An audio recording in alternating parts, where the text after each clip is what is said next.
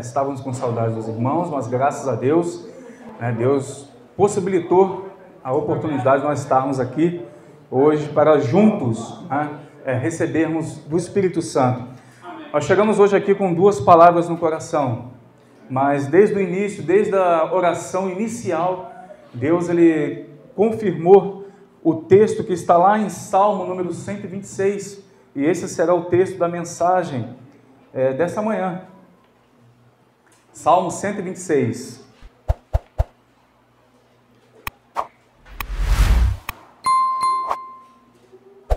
Glória a Deus, aleluia. Todos acharam?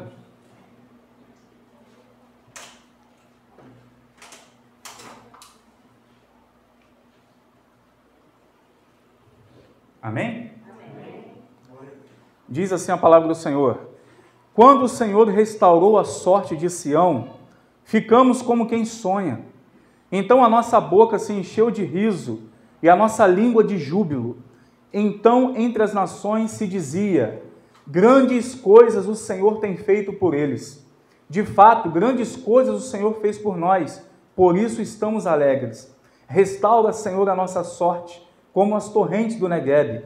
Os que com lágrimas semeiam, com júbilo ceifarão.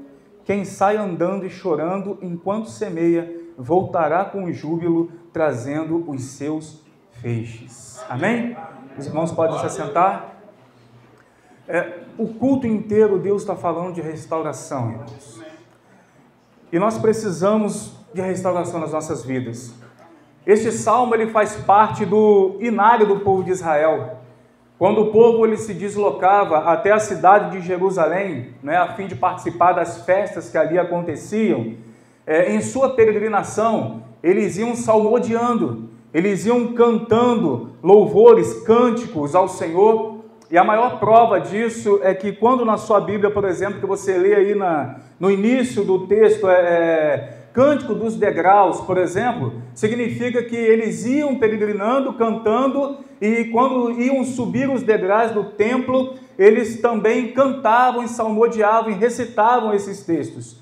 E particularmente esse texto, ele é muito importante, eu gosto muito desse texto, porque ele fala exatamente de restauração.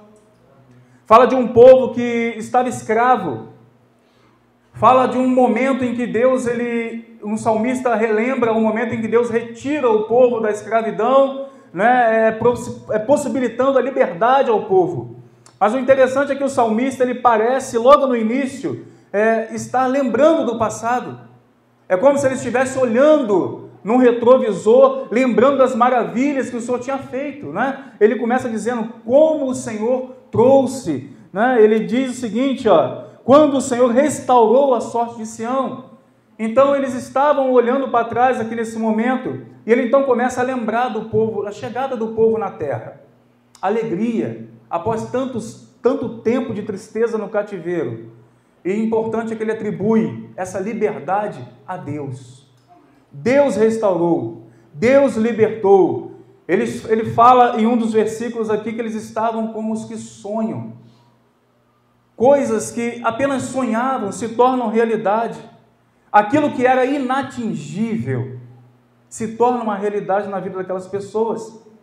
Às vezes nós precisamos, irmãos, verdadeiramente olhar para trás e ver tudo o que Deus já fez por nós. Isso é um exercício importantíssimo que nos livra da soberba espiritual. E eu tenho certeza que uma grande maioria aqui já viveu momentos gloriosos na vida. Momentos em que verdadeiramente experimentaram a presença de Deus. Muitos que estavam cativos e hoje foram resgatados para a presença de Deus. Foram resgatados à santa presença de Deus. Realmente estavam como os que sonham, mas se torna realidade esse sonho. Aquilo que era inatingível tornando realidade. Quantas vezes, às vezes, a gente fala assim: pastor, mas eu nunca imaginei que eu fosse ser chamado para o ministério. Pastor, eu nunca imaginei que eu estivesse hoje aqui. Eu nunca imaginei que eu fosse ganhar essa bênção. Sonhos se tornando realidade, porque Deus ele tem agido em nosso favor. Você se lembra da sua conversão? Você consegue lembrar dos primeiros cultos que você participou? Os primeiros louvores? A primeira vez que você chorou na presença de Deus, você consegue se recordar? Quando você se ajoelhou e Deus ele verdadeiramente te visitou? Será que nós podemos, irmãos, hoje ouvir as algemas sendo quebradas? O momento em que Deus ele verdadeiramente nos restaurou pelo poder do sangue de Jesus. Quantas coisas grandes fez o Senhor por nós. Quantas coisas grandes Deus tem feito pela Igreja Bíblica Cristã. A ponto das pessoas ao redor falarem exatamente como essas nações em volta de Israel que testemunharam dizendo: grandes coisas Deus tem feito por esses. Né? É assim que Deus ele faz, irmãos. É assim que Deus faz no decorrer da nossa vida. Mas o versículo 3 nos chama atenção. Nos chama muita atenção porque o salmista fala sobre o passado. Atribui sim a alegria do presente a isso. Agora eu te pergunto, será que nós agimos assim? Será que nós estamos atribuindo a nossa alegria de hoje a um passado de glória? Será que nós estamos sendo movidos por aquilo que aconteceu lá atrás? A igreja não vive de passado. Embora ele seja importante sim, em alguns aspectos, nós não vivemos de passado. Nós podemos nos alegrar sim por aquilo que Deus fez, mas não atribuir a nossa alegria de hoje por aquilo que foi feito. Mas temos que atribuir a alegria de hoje por aquilo que Deus está fazendo e por aquilo que Ele fará em nossas vidas. Temos que estar alegres sim, sempre, irmãos, sempre, sempre, sempre. Mas as pessoas estão vivendo hoje como o deserto do Negueb. Da mesma forma que o salmista relata aqui, vivendo como o deserto, vislumbram a glória passada e se esquecem do que é possível Deus fazer hoje. A gente age assim às vezes. Nós nos esquecemos que Deus ele pode te usar hoje. Nos esquecemos de quantas vezes estendemos as mãos e Deus usava. Deus ele pode fazer hoje. Deus ele espera usar a igreja hoje. Deus espera fazer hoje. O Salmo, o versículo número 4, ele faz uma analogia. Eles estavam em Jerusalém, mas pedindo a Deus para renovar novamente. Deus já havia libertado do cativeiro, eles já estavam na terra, mas ele diz: Senhor, restaura a nossa sorte, Senhor, como as torrentes do Negueb. Gente, esse salmo fala do Deus que restaura.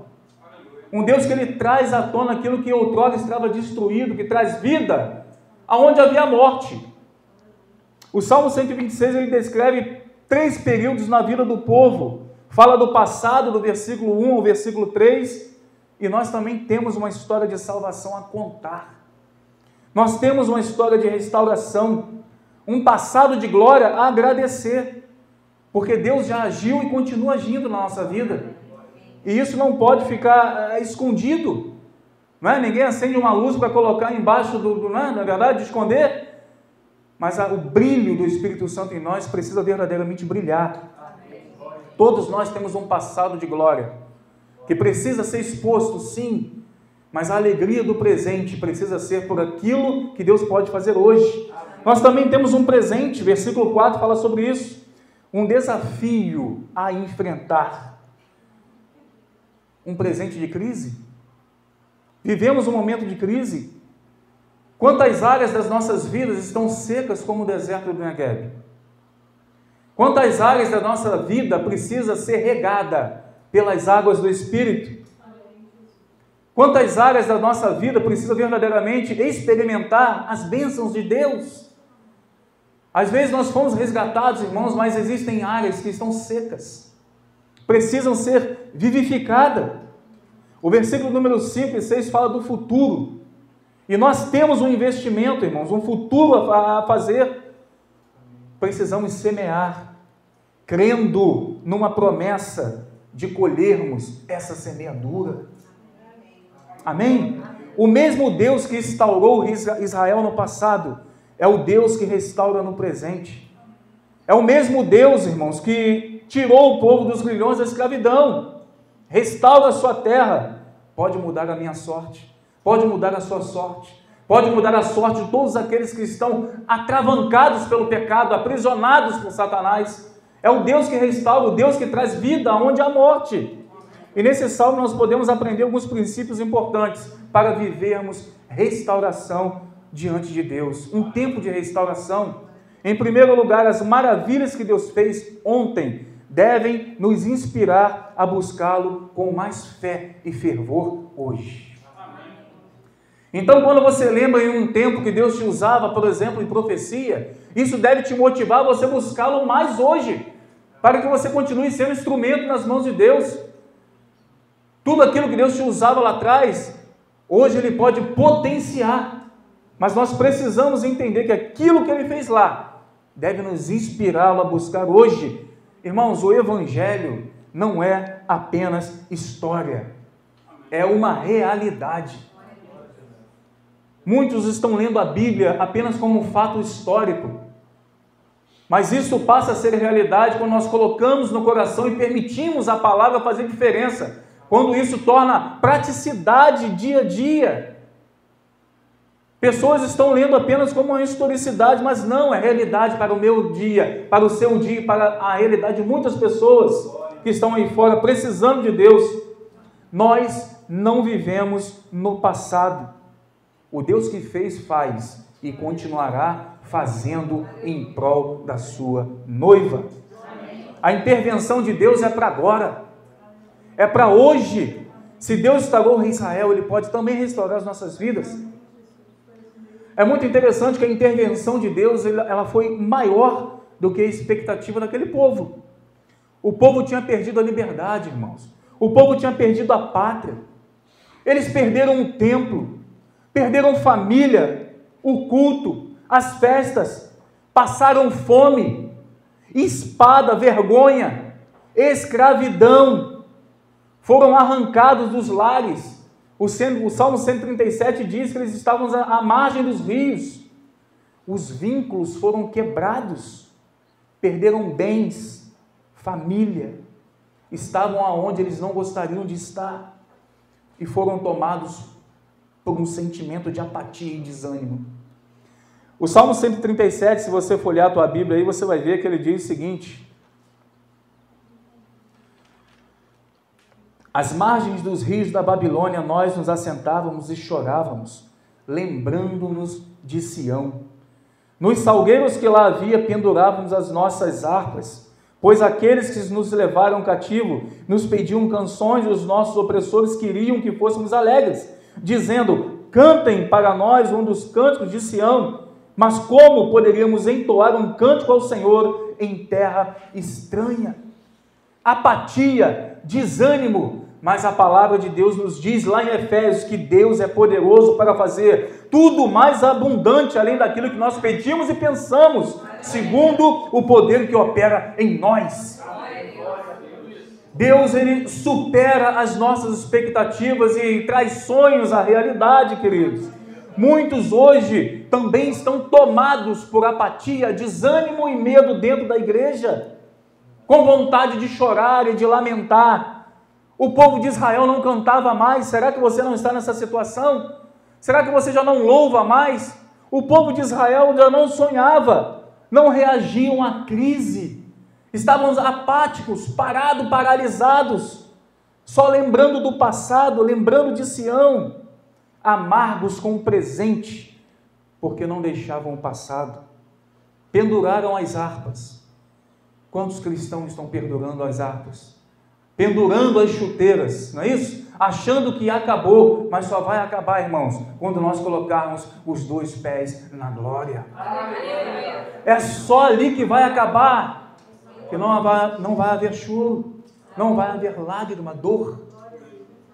O Senhor iluminará toda a cidade. Só lá que vai acabar, irmãos.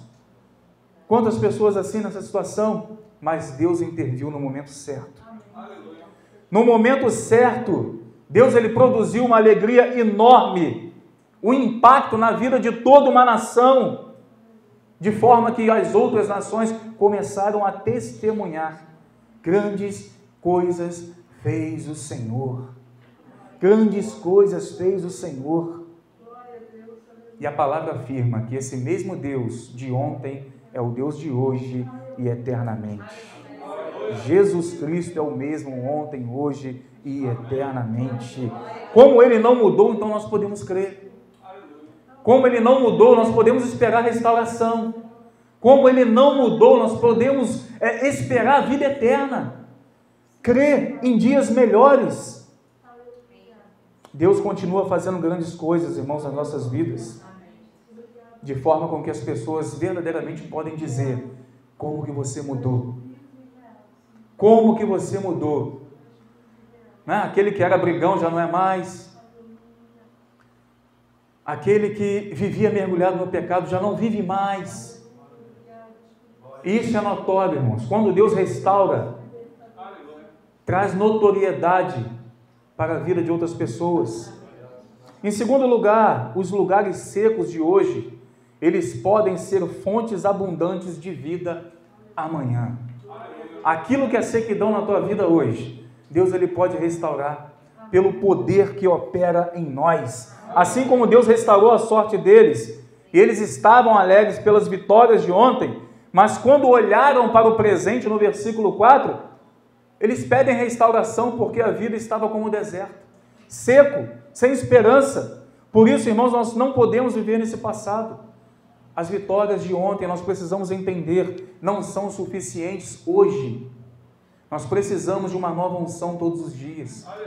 Precisamos estar em contato com o Senhor todos os dias. Nós temos que andar com Deus hoje. Nós temos que ser cheios do Espírito Santo hoje. Nós precisamos evangelizar hoje. Investir na família hoje, irmãos. Celebrar as vitórias do passado, as antigas bênçãos, não são suficientes. Nós precisamos a cada dia nos renovar e pedir restauração ao Senhor. Amém? Amém. Quem sabe, ontem você foi uma pessoa cheia do Espírito Santo, uma bênção, mas o coração murchou. Quem sabe Deus não te usava de forma poderosa, mas hoje você está seco, vazio, precisando de restauração. Você sabe qual é a principal lição desse salmo? A principal lição desse salmo é que ele diz que a sequidão de hoje não pode ser um motivo de desânimo. Muito pelo contrário, mas para um clamor diante de Deus. Senhor, restaura a minha vida. É tempo de nós clamarmos, irmãos, assim como está em Isaías 64. Ah, se os céus fendessem e o Senhor descesse. É tempo de nós clamarmos como Elias, lá em 1 Reis, capítulo 18, de subir à presença do Senhor, colocarmos a cabeça entre os joelhos e clamarmos a Deus até o tempo de restauração chegar. Toda obra de restauração é soberania de Deus. O homem não tem participação nenhuma, a não ser a busca ao Senhor, mas a obra é soberania de Deus. Portanto, ele diz, quando o Senhor restaurou, né? E é fruto de oração fervorosa, irmãos. Restauração é fruto de oração. Restauração é fruto de busca. O Negueb é o maior deserto da Judéia. É por isso que ele diz, Senhor, restaura a nossa sorte como as torrentes do Negueb. Um ambiente que fica seco durante 11 meses. 11 meses sem chuva. Chuva apenas durante um mês. Mas quando chove, as águas começam a correr das montanhas. Formam correntes que vão fendendo as areias do deserto. Fertilizam toda aquela área de forma impressionante. E a água ela é importantíssima para a vida, irmãos. Onde não há água, não tem vida. Assim como a presença do Espírito Santo é essencial para nós. Aonde não há a presença do Espírito Santo, não há vida espiritual. Amém? Amém.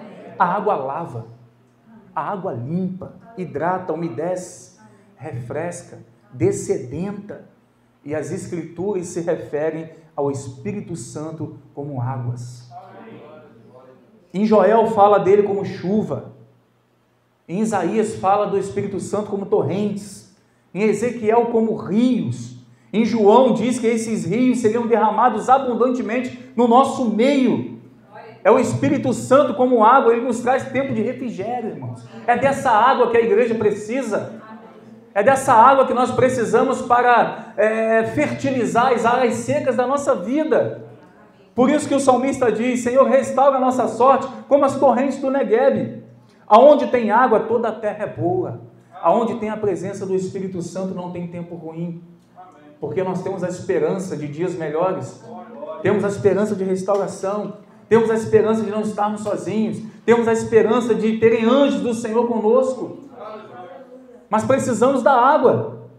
Deus pode fazer, irmãos, os rios do Espírito brotarem no nosso meio. Brotarem no interior do nosso quarto, quando estivermos ajoelhados e orando. As águas do Espírito podem transformar a história de vida de qualquer pessoa. Por mais tenebrosa que seja, por mais seca que seja o teu coração, quando as águas do Espírito começam a jorrar, tudo floresce. A vida volta à tona. Esse é um tempo de nós orarmos pela restauração da igreja, irmãos. Orarmos pela restauração das famílias, dos nossos filhos, da nossa nação. E a responsabilidade é nossa. Em terceiro lugar, nós podemos dizer que a semeadura com lágrimas tem a promessa de uma colheita abundante. Por que o salmista ele diz: restaura, Senhor, a nossa sorte como as torrentes do Neguebe? A população que vivia naquela época, eles só tinham a oportunidade de semear durante uma vez no ano. Quando eles ouviam o som das águas nas montanhas, eles corriam para o campo para semear, porque só tinha aquela oportunidade que quando as águas passassem pela areia do deserto, todas aquelas sementes fertilizariam, tudo aquilo voltaria a ter vida. E é por isso então que o salmista ele fala aqui no finalzinho do Salmo 126, né? Os que com lágrimas semeiam, com júbilo ceifarão. Quem saindo andando e chorando enquanto semeia, voltará com júbilo, trazendo os seus feixes. Deus promete que todo aquele que semeia também colherá. Que tipo de semeadura nós estamos fazendo? Esta é uma lei espiritual, irmãos. Mas a semeadura ela precisa ser dinâmica. Ela exige que nós saiamos da nossa área de conforto para estarmos semeando. Sair da zona de conforto para semearmos as sementes. Sairmos de onde nós estamos e andarmos e chorarmos e pedirmos ao Senhor para que Ele venha realmente restaurar a sorte na vida das pessoas, como as correntes do Neguebe. Nós precisamos ter isso em mente. Isso fala de pagar um preço, fala de comprometimento, porque eles só tinham aquela oportunidade. Se eles não corressem para semear, eles iam perder o momento da semeadura. E às vezes nós deixamos passar diante dos nossos olhos a oportunidade que nós temos de semear, e semear de forma correta, semear a semente do Evangelho. Será que nós estamos verdadeiramente, irmãos, semeando da forma que nós devemos semear? Choramos por isso? Temos um comprometimento real com isso? Deus às vezes nos dá uma única oportunidade para fazer a semeadura. Então não perca tempo. A verdade é que toda conquista precisa ser regada com lágrimas. E é por isso que nesse salmo ele afirma que a colheita é certa, é feliz e é abundante. E aí então eu faço uma pergunta para você. Deus ele tem feito muitas coisas na nossa vida, sim, mas tem muito a ser feito ainda. Estamos na presença do Senhor, mas necessitamos de ser restaurados pelas águas do Espírito Santo. A verdade é que há muito a ser feito ainda em nossas vidas. A verdade é que nós temos que clamar muito e dizer ao Senhor que nós precisamos da restauração vinda de Deus, porque somente Ele pode mudar, somente Ele pode restaurar. Quantos relacionamentos vivendo sequidão conforme o deserto do Neguebe, precisando apenas entender o momento de quando as águas do Espírito vão jorrar e você então começar a semear para que isso tudo possa fluir. Deus tem restauração para a nossa vida. Deus tem restauração para a igreja. Deus tem restauração para aqueles que estão perdidos no mundo. Talvez alguém diga que não há mais jeito, mas Deus olha e diz: tem vida aí. Talvez alguém diga que uma árvore cortada, ela já não vai mais produzir frutos, mas Deus consegue olhar, gerar vida e gerar frutos. Talvez Satanás ainda esteja te acusando, dizendo que acabou para você, mas Deus diz que não acabou, porque Ele pode fazer chover em terra seca. Ele pode fazer brotar aquilo que outrora estava morto. Todo esse poder está nas mãos de Deus, irmãos. Creia na vitória, creia na colheita, creia no avivamento, creia que o Espírito Santo ainda hoje pode ser derramado de forma abundante aos nossos corações. Às vezes acontece nós verdadeiramente desanimarmos na caminhada, mas há promessa de vida eterna e é isso que nós temos que focar. Amém? Se coloque de pé nesse momento.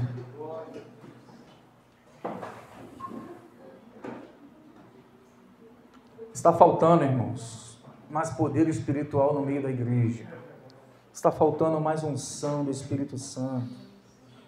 Está faltando mudanças radicais de caráter, comportamento, fome de Deus, paixão pelas almas perdidas.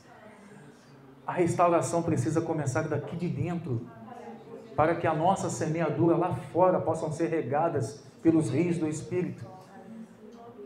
Mesmo que seja embaixo de lágrimas, mesmo que seja embaixo de sofrimento, mas a promessa da colheita, ela é real. Senhor, nosso Deus e nosso Pai, Senhor, nós queremos, ó Pai, falar para o Senhor nessa manhã, assim como o salmista disse, Deus. Olha para as nossas vidas, ó Deus, e restaura, Senhor, a nossa sorte, Senhor, assim como as correntes do Negueb, Pai. Restaura, Senhor, todas as áreas das nossas vidas, ó Deus, que porventura esteja passando por um período de sequidão, Pai. Porque nós sabemos, ó Deus, que todo o poder está nas Tuas mãos, Pai, e somente o Senhor pode trazer vida onde há morte.